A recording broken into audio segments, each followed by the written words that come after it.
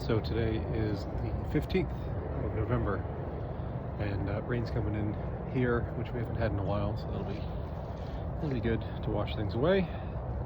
And but it's the middle of the month, and in the tax business, we always focus usually on the 15th, but can shift around slightly. But it's the time to review, the time to review your books, the time to review your business, and make plans for the upcoming month, the upcoming quarter, all that kind of stuff. And as we get into the end of the year, it's time to make plans for the upcoming year also. So that applies like everything else. It applies on multiple levels. So in my life, it's been actually a fairly good few months. That's very, very relatively speaking. But I got on the scale this morning. I started weighing myself every morning and recording it in my phone. And I'm actually down 50 pounds at this point from my heaviest, which is, good. It's progress. Still got another 50 to go. My goal is my wedding weight. I got married in Key West. I was wearing a linen suit, and the goal is to fit back into that suit here in the next, let's call it the next year. The geese are flying south, well, kind of southeast, but they're getting there. So yeah, that's a fun milestone to hit this morning. Review, reflect.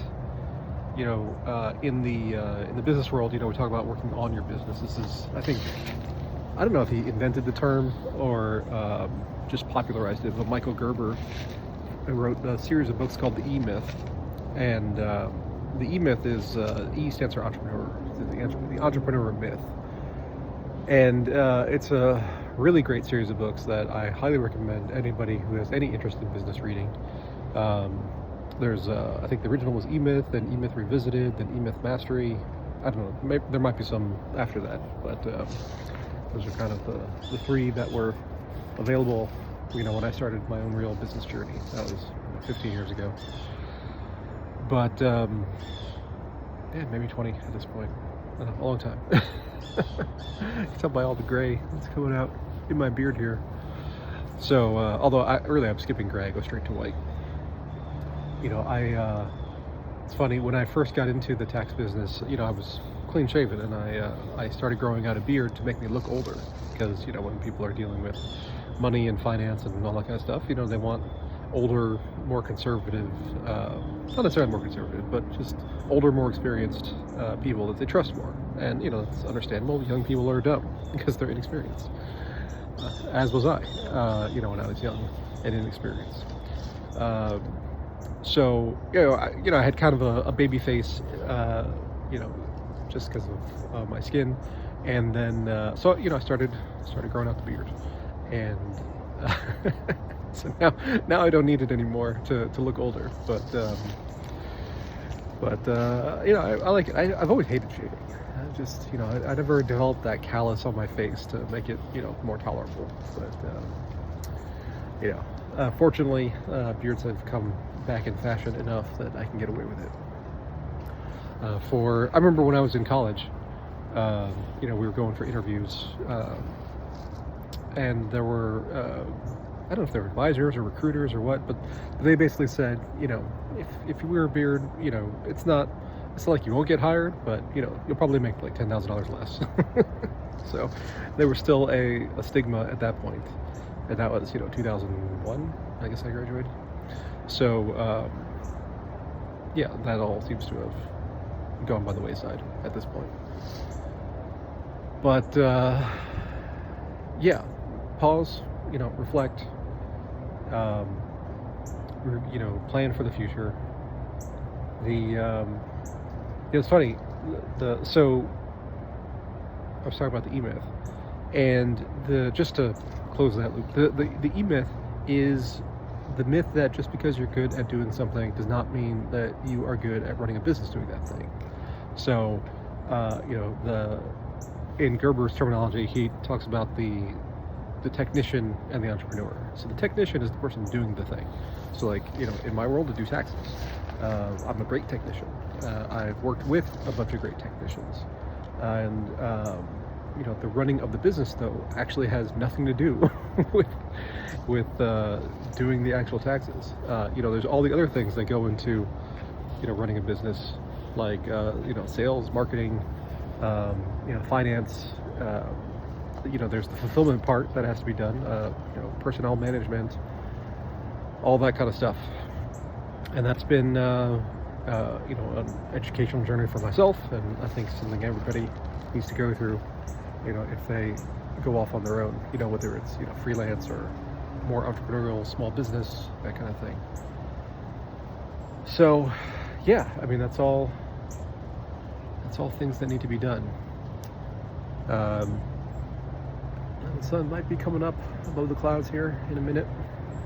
The rain's coming in, so the clouds are right now in the south, and there's a big bank of clouds that's obscuring the sun at the moment, but we might get above that for a few minutes before the shifts. So yeah, it's important to recognize the difference between those things, and you want to be working on your business and less in your business as the business owner. And everybody owns a business, whether you think you do or not, you do, because even if you work for somebody else, you have a business of supplying whatever your labor is to that company.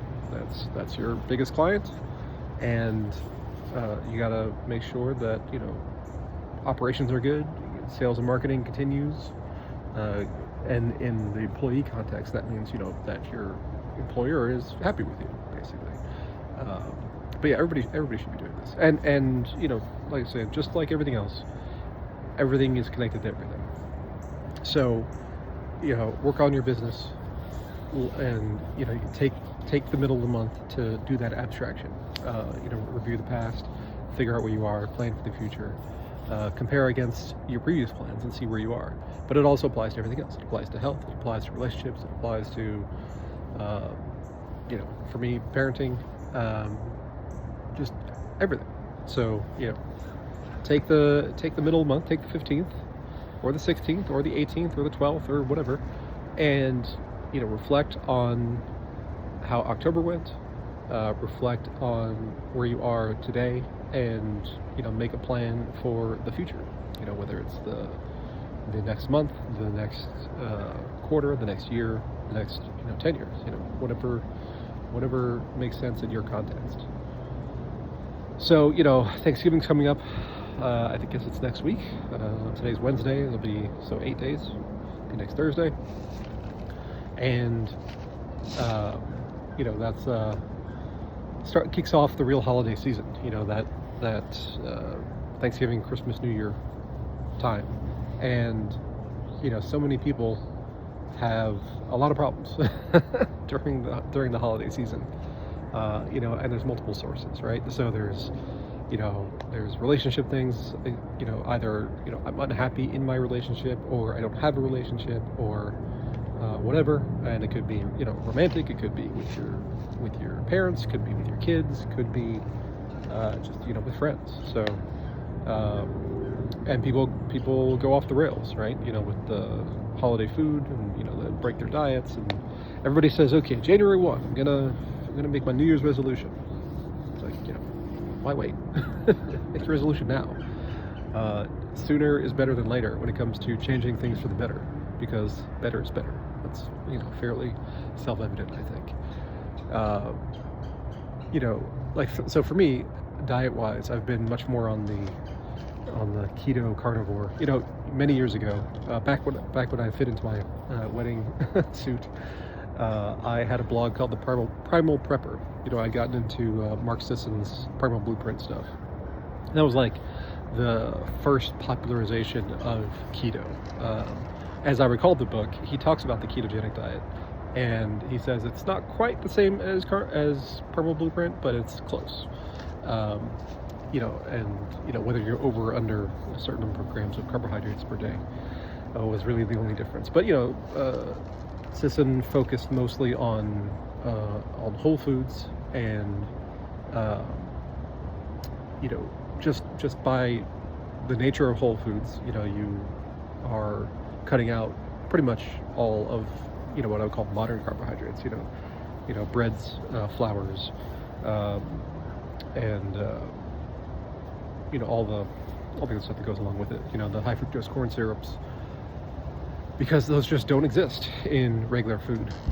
And I remember back then I was explaining to in-laws and stuff. It's like, well, basically, you want to only eat things that you could eat raw. You don't have to eat it raw, but you could. So you could eat a raw steak, and barring infection, it's perfectly fine, right? Some people eat sushi. Some people eat steak tartare. You can eat raw meat and digest it perfectly fine. You can eat raw fruits and digest them perfectly fine. I'm not so sure about that last one anymore, but but at the time, that's how I explained it. So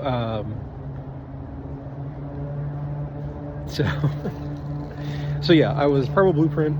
I had my blog, the Primal Prepper, because I started to get interested in resiliency and self-reliance and those kind of things in our modern interconnected world. And then kids were born. I got into the tax world, and that's when things went off the rails for me. I was just sitting at my desk for 100 hours a week, and ordering in food, fast food, and I'd hit the drive-thru on the way into work, and it was just a disaster, health-wise. So I have gone back to my low-carb ways that works really well for me. And as we go into the holiday season here, there's all the stuff that's around, right? Like one of my kids is going to a Friendsgiving on Friday, and somebody's bringing the sweet potato casserole with the marshmallow topping. There's going to be turkey, there's going to be stuffing, there's going to be all those things. And we don't we keep our kids paleo in that they don't have grain, but we give them they'll eat sweet potatoes and stuff, not marshmallows, but they'll eat sweet potatoes.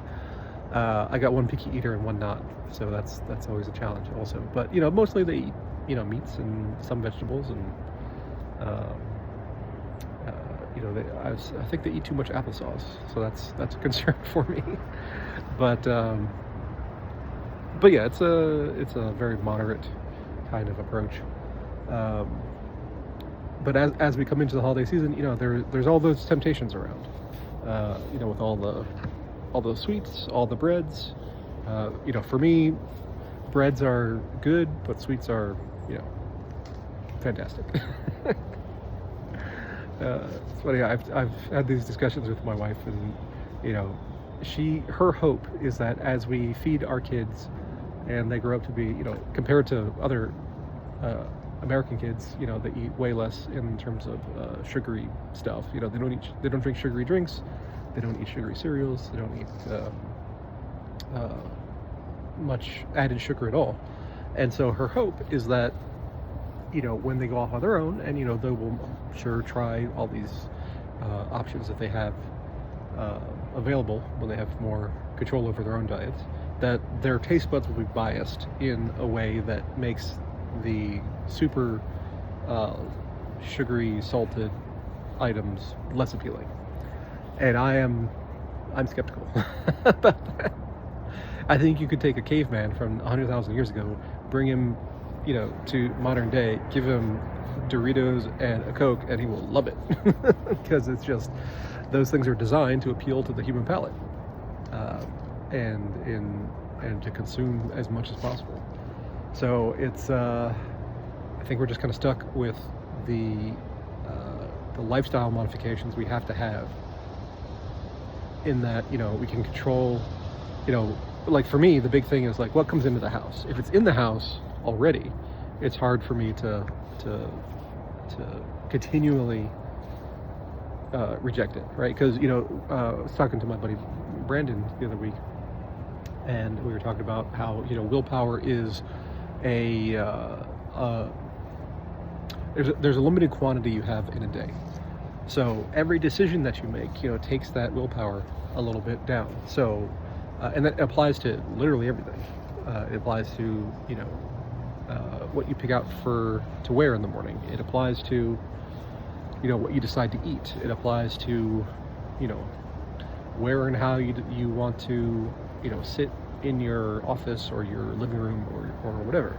So every single thing takes a little bit of willpower, and eventually you exhaust it, which is why things tend to escalate exponentially. So if you start to make a bad decision, then you tend to make more bad decisions, because you're like, oh well, I've already reached this point, and so what's the difference? And you just kind of go all